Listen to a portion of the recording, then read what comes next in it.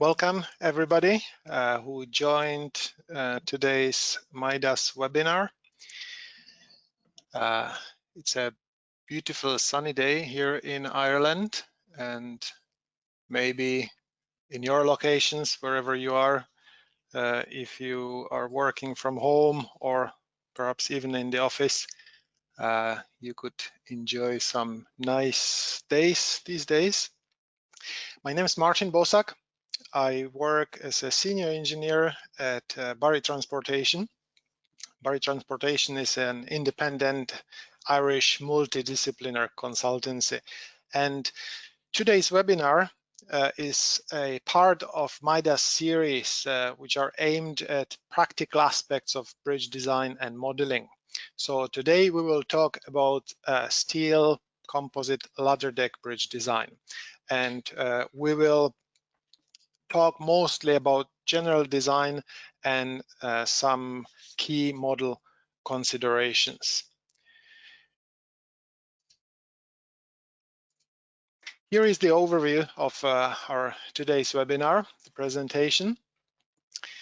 What we will cover. We will talk a little bit about the choices in modeling approach, the geometry and model properties, what to remember, what to pay attention to, a little bit about loading, and also construction stage analysis. But first, let me introduce myself. I have over 15 years experience in structural bridge design. Over the years, I worked on various types of structures and various projects. There are road bridges, rail bridges, some footbridges, and projects, mostly road projects. They were across different countries in Europe, last about 14 years, primarily here in Ireland. Also, to provide you an idea about our company, Barry Transportation is a sister company of JB Barry & Partners Consulting Engineers, and both companies, they are primarily focused on Irish market, but we've been active on international market as well within last 27 years or so. We've been working on some Barry Transportation is primarily focused on transportation and infrastructure projects. So we've worked on many large as well as smaller road projects in Ireland and overseas. My presentation today is actually based on a real project, or as they say, case study, which was a steel composite ladder deck girder bridge. It was a 5-span structure, over 250 meters long in total, formed by twin girders, which were spaced 13.5 meters apart, 3 meters deep, and they have also about 3 meters long and cantilevers on the deck. The deck was made of fully precast reinforced concrete panels, which were made integral with the steel girders by a series of transverse and longitudinal in situ stitches. So slightly different approach or form of construction than is done usually with fully in situ deck. The substructure was made by skeletal abutments and a series of standalone circular piers, and it was supported on large diameter board piles, which were in some cases up to 20 meters deep. And this bridge was built by a push launch construction method. For those who may not be fully familiar with the push launch construction,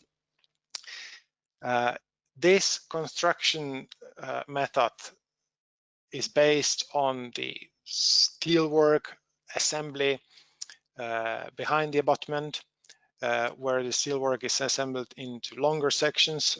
In this case, it was 2 halves of the whole deck, and then it is moved to its permanent position in series of launch stages. So we had half of the structure, about 130 meters, shifted, then the other half assembled and shifted again. It is in principle similar to incremental launch method, which is used with concrete segmental bridges. With the steelwork, the difference is that concrete bridges, they would have shorter launch steps, 10, 20, 30 meters probably maximum, while with the steel structure, it's really only limited by the space available for the assembly behind the abutment. So it can be 100 meters or even more.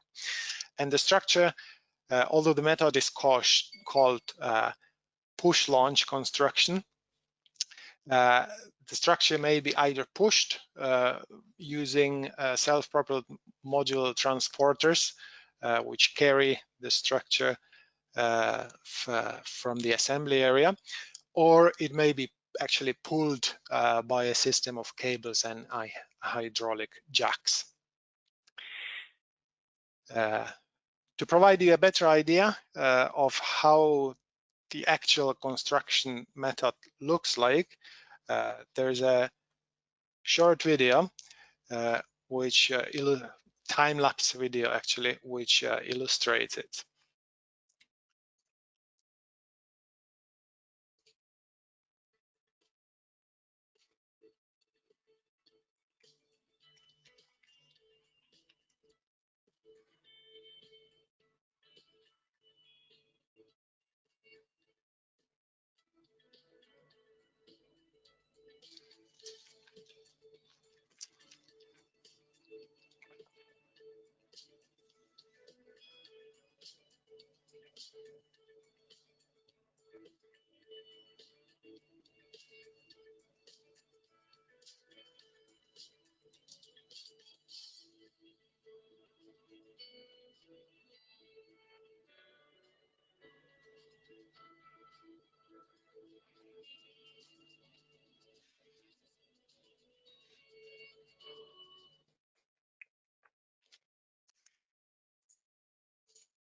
Yeah, so that was just a brief demonstration of the actual push launch process. Here you can see general arrangement drawings of the structure, the longitudinal profile and the cross section.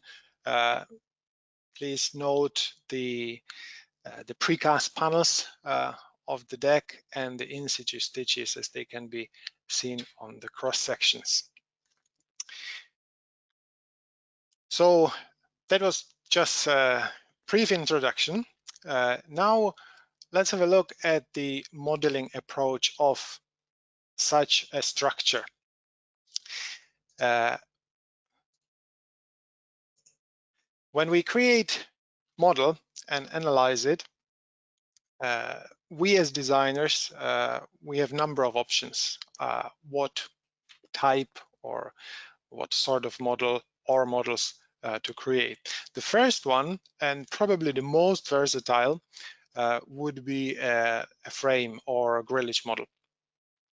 We can use this model for construction stage analysis, for the actual launch, for deck construction. It can be used for the global static analysis for the final structure. We can extract support reactions for the bearing design, check deformations, and do main girder design for member design and verification. So that would be probably the first choice, and perhaps the main type of model we would use for the design. But it's not the only one. We can also use a mixed type model, which combines both frame elements or line beams and finite elements, plates. Typically, for the larger deck bridge structure, we would model a concrete deck as using plate elements, and either full main girder or part of main girder, perhaps only the web as plates, and the remaining elements can be modeled by line beams. That would be possibly top and bottom flange of the main girder and the cross beams. And this type of model would be very suitable for stability verification during construction. So if we want to check that there's no issue with buckling or excessive deformations. Also, because the deck is modeled using finite elements, it may give better basis for the design or for the transverse deck design and analysis. So on the figure here, you can see the cut through section, cut through the deck, showing the bending moments in the deck from the traffic load. The third type of model or analysis available to us is the full plate. So in this case, all bridge elements can be modeled by finite elements, by plates. And that would include perhaps even cross beams or even secondary members like stiffeners. We could use this model for detailed analysis of cross beams, again, for their buckling, for the stress distribution in the webs and so on, and also for local verifications. So if we are interested in looking at the stiffeners, connections, local web buckling, or stress concentrations. So on this table, it's just an overview or a summary of available model types. The first one, the 2D line beam model, I didn't cover, but that would be probably the first step when we do the initial design.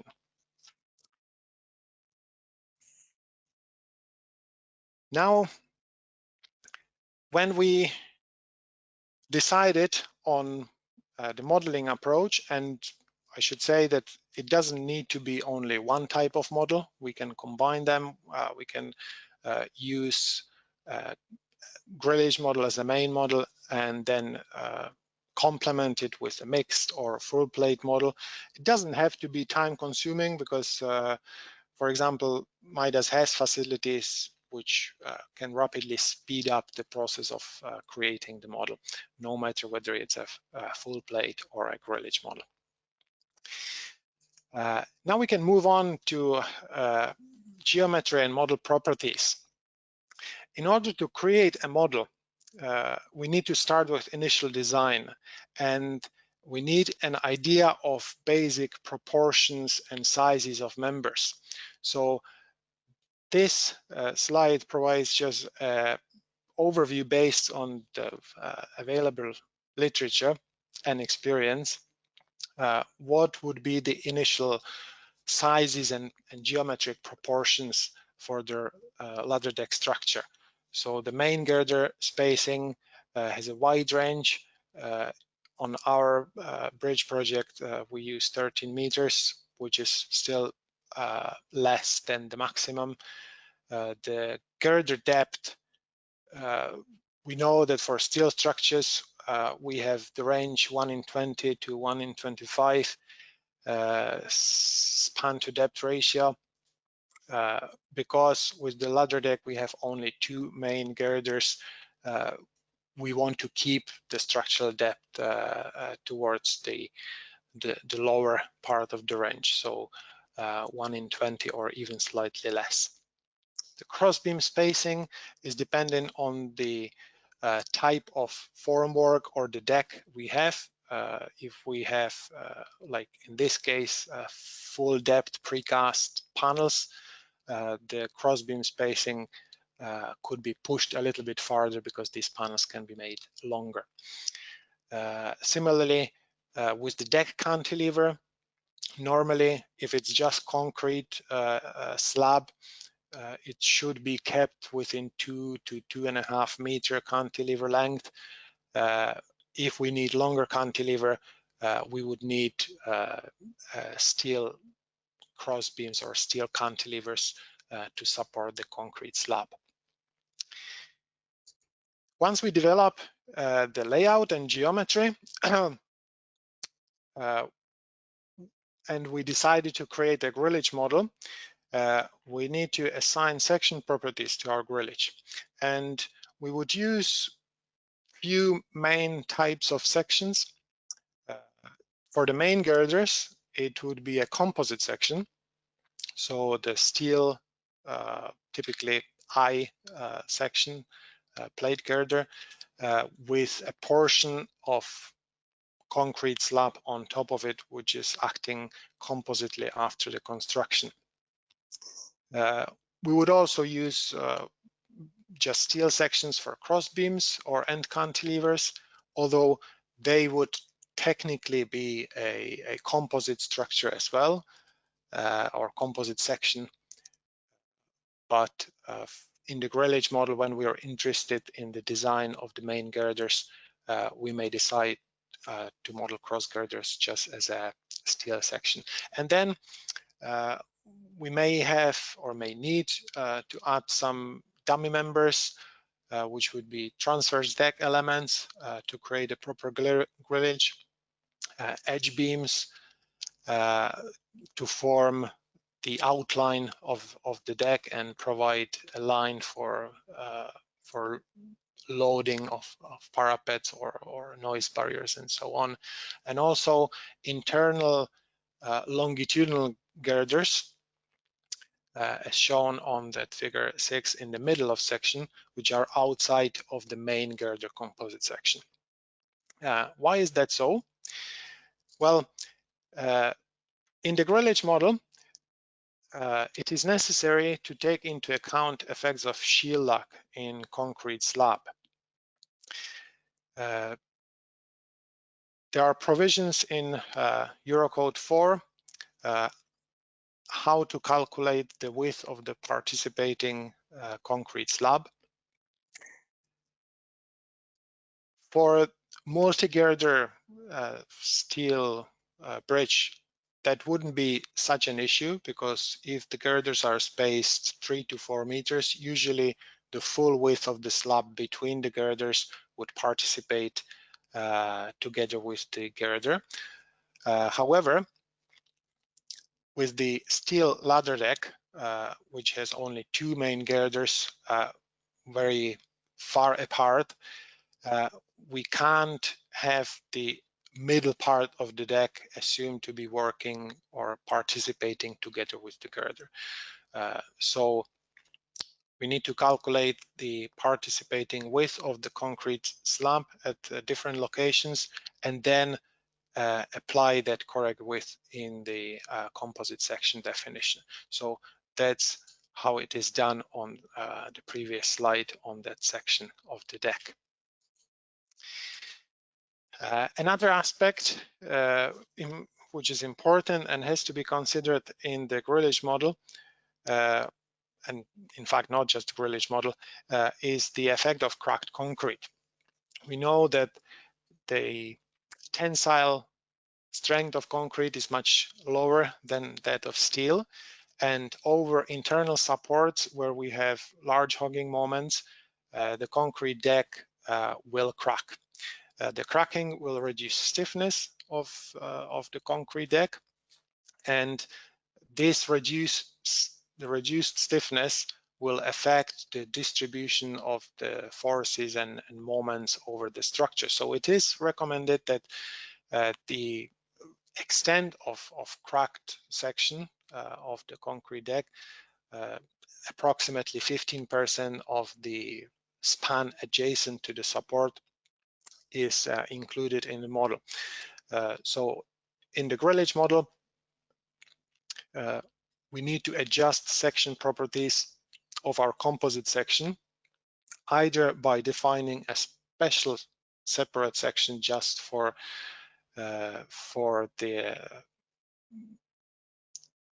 support location, or we can, for example, in MIDAS, we can manually adjust section properties of the section in a section manager. So we can reduce the sectional area, second moment of area, while we at the same time we keep the weight of the gross section the same, so the proper self weight of the composite section is applied in the model. And when we create our bridge model, for example, the grillage, as we spoke earlier, we should also give a thought to the substructure. Why is that so? It is important to ask ourselves how much the substructure will affect behavior of the superstructure. We may think that since the steel bridge will be fully articulated, so supported on bearings, there's very little effect on the substructure other than vertical loads. But for example, on our case study project, we had two middle piers which with fixed bearings, and we found that horizontal bearing reactions, they were partially affected by the pier stiffness, because the pier is a relatively slender member which can bend and deflect. So to include the effect of pier stiffness in the model and to investigate or include it in the forces in the superstructure, it may be beneficial to include substructure, or in this case, those two piers with fixed bearings in the model.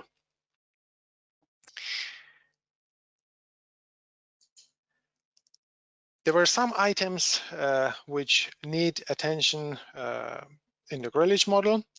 How about the plate model if we decide to create mixed or full plate model? Well, if we import geometry of the plate girder or the structure from the external source, we always have to check that all members and parts of the structure are properly connected. It may not be always the case if we do a CAD model first.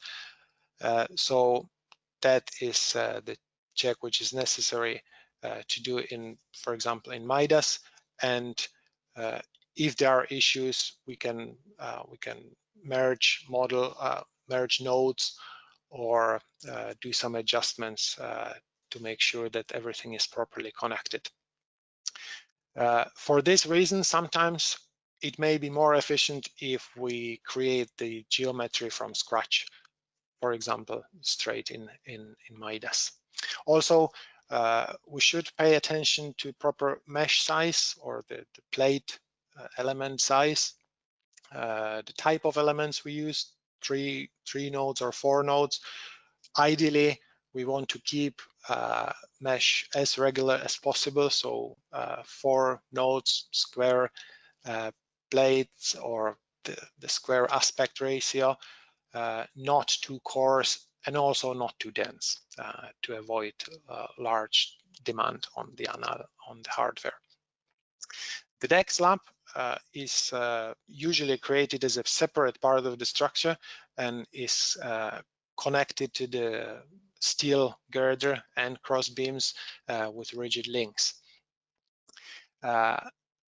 Contrary to the grillage model, where we need to include the effects of shear lag, this is not necessary in plate model.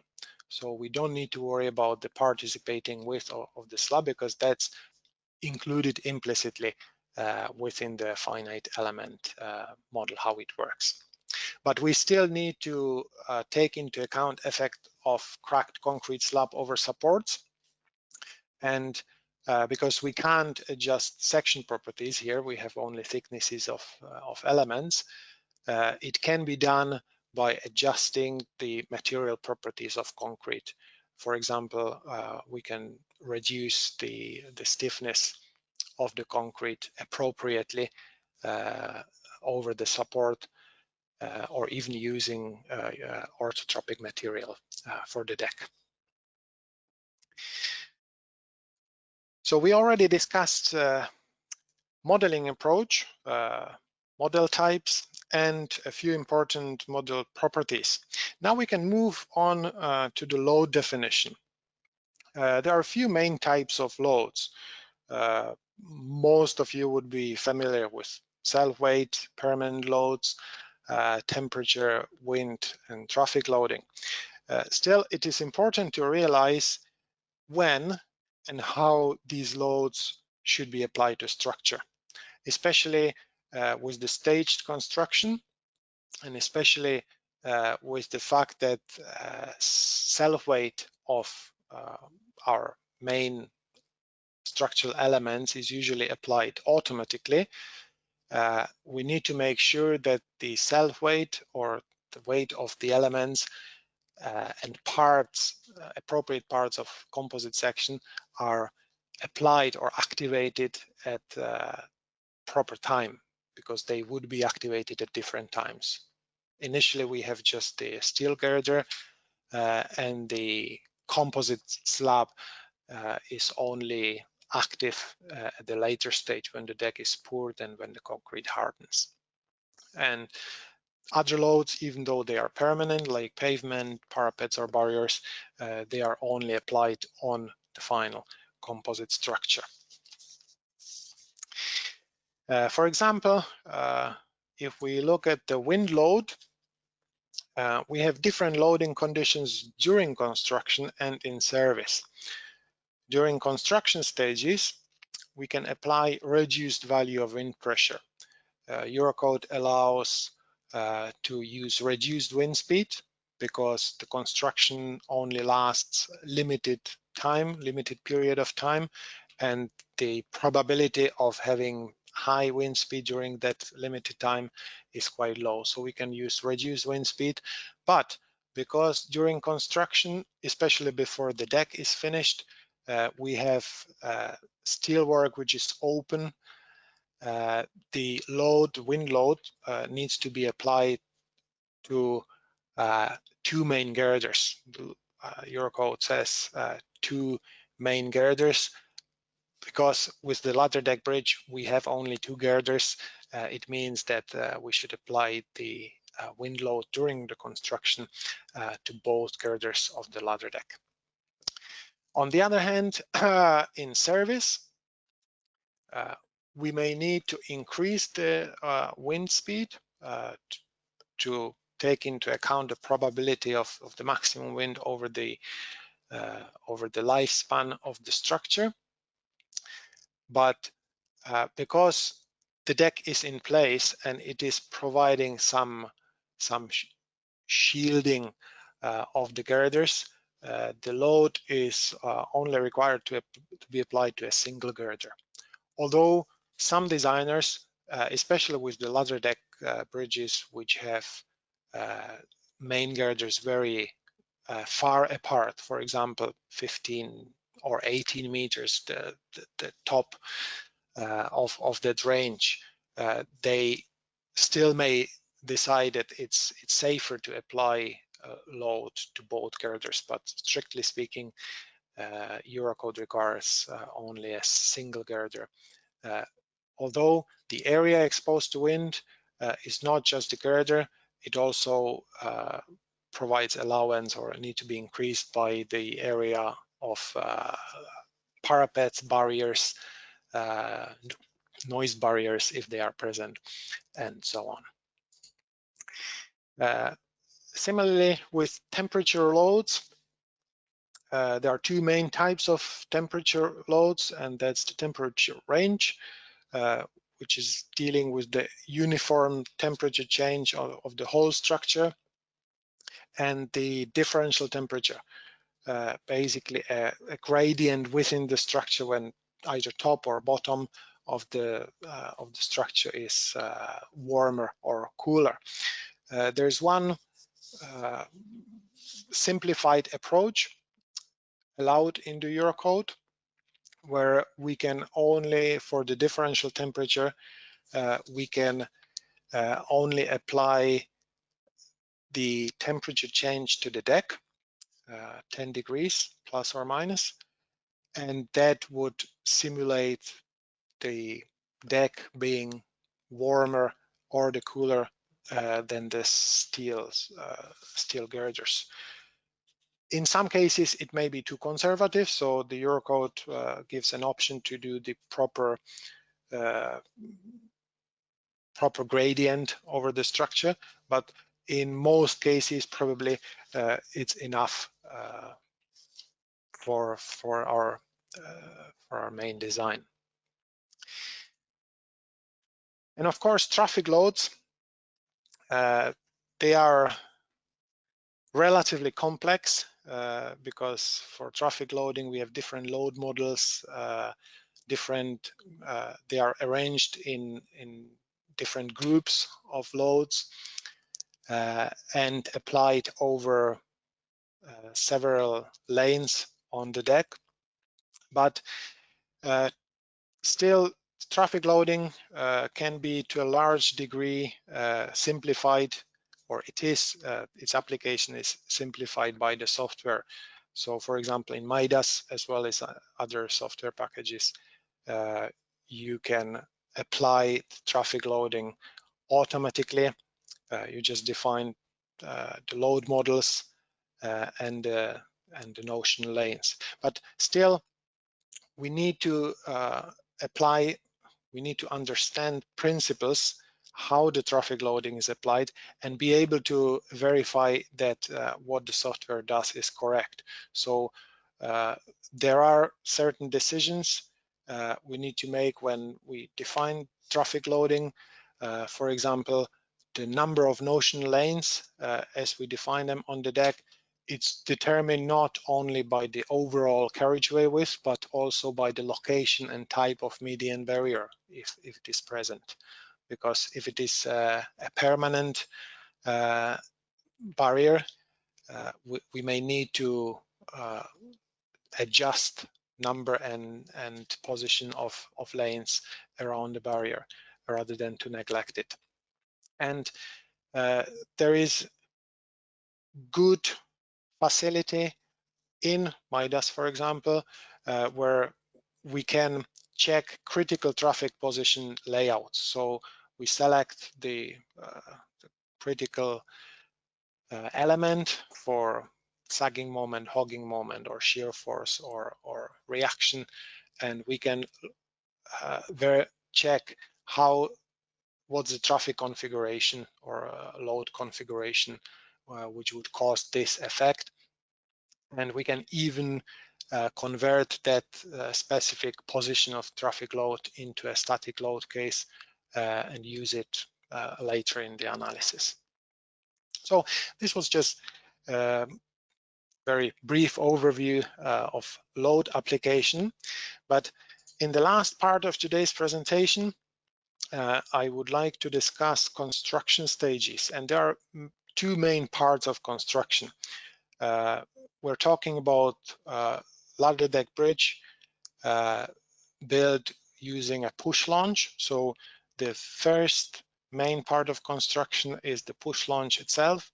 The second main stage of construction is the deck construction. What considerations are there for the push launch? Well, we need to know or design temporary support conditions. So depending on the size of the assembly area, how much of the steelwork we can assemble behind the abutment. Can we assemble the whole structure, or does it need to be done in parts? Do we need a temporary pier. For shorter launch spans, it may not be necessary. Once we're launching structure over probably 70 or 80 meters, it may be beneficial to have a temporary pier so that the cantilever part of the structure is not too long. Also, the level of temporary supports. If we need to do any lifting or lowering of the steelwork during the launch or after the launch, it may affect the stress in the steelwork. Also, the launch nosing. Again, if the span is shorter or if we use a temporary pier for the launch, we may not need nosing. If the deflection of the cantilever tip is too much, maybe a meter or over a meter, use the launch nosing, temporary nosing, which is lighter than the structure we're launching.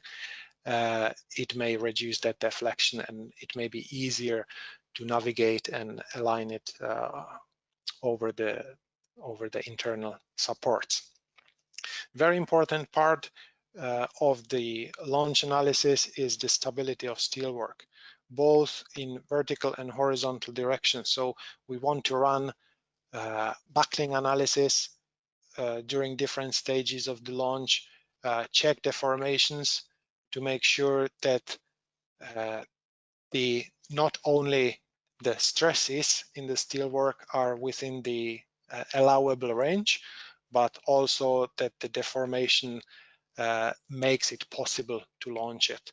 If, for example, from the wind, we are still within okay with the steel stress, but if the structure deflects by a meter sideways, it may not be possible to fit it on the temporary bearing on the pier.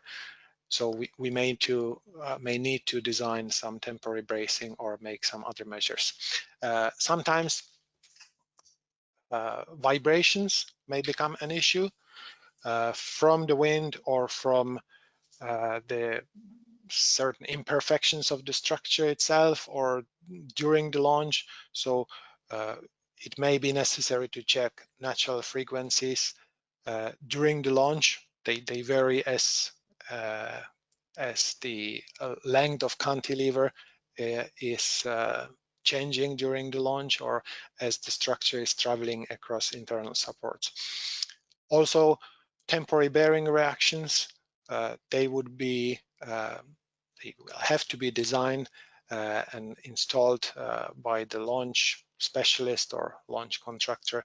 So we need to provide that information to them, as well as the jacking force. And the jacking force, again, it's not just for the design for the equipment used for launch, but also for the verification. If the force they need to apply during the launch is much larger than we expected, there may be something wrong. The modeling approach of the launch, there are two main options we have, or two main choices.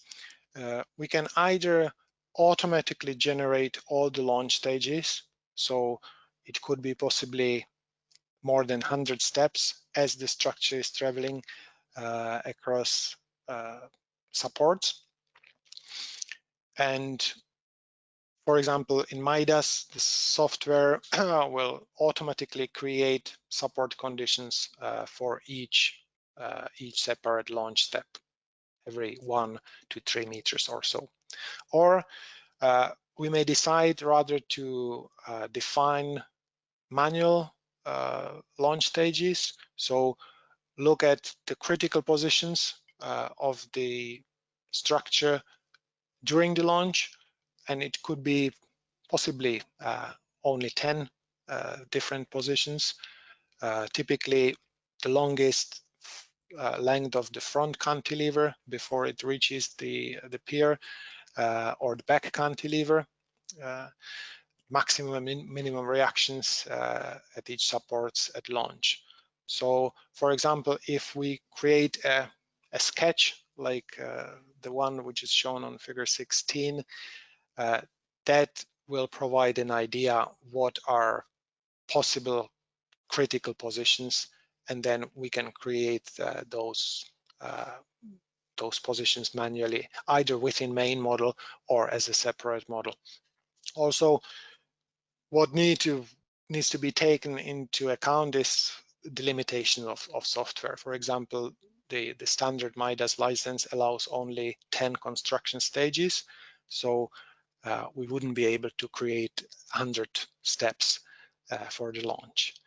And then we may have to decide to do the manual modeling of the launch. The second part of the construction stage analysis, the deck construction, again, there are important factors which affect the model. What's the deck type? Most widespread is the in-situ concrete. But if we, or if the contractor wants to use precast panels, what's the spanning direction of the panels?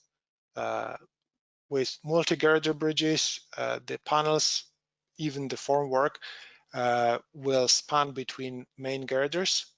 With the ladder deck bridge, precast panels or permanent formwork will usually span between cross beams. So that affects the how the load is applied to the structure.